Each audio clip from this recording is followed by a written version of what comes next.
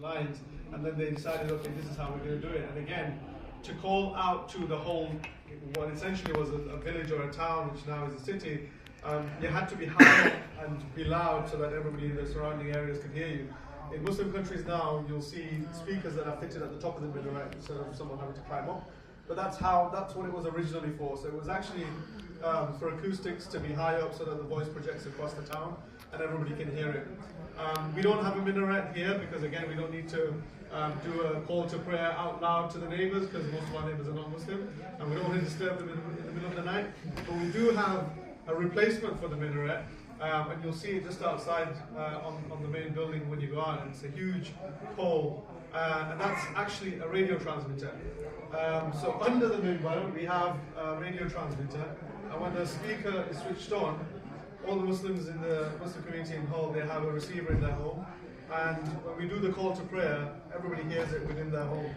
So you're not disturbing any of the neighbours, but for the Muslim community, they all know that it's prayer time, because as soon as this switches on, the radio switch on and they can hear it. And we also now, in the modern age, have an app. So most of us have the app on our phone, so as soon as the microphone is switched on here, the app triggers in your phone to say it's prayer time, and you can listen to the call to prayer, you can listen to the sermons, etc., etc. So that's actually the function of the minaret and the minbar.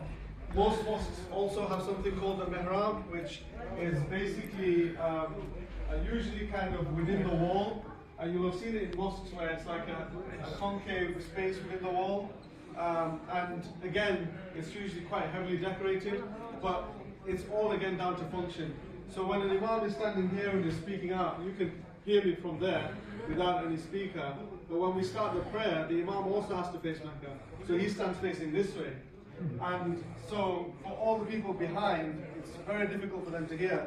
So instead they have this, they came up with a system where it's the wall basically, the sound bounces off the wall and projects out over his head to the congregation.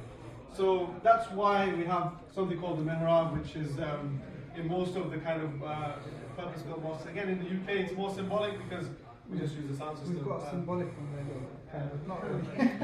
Creating one in the corner. But it's not quite. So this is the main prayer hall. Of course, most people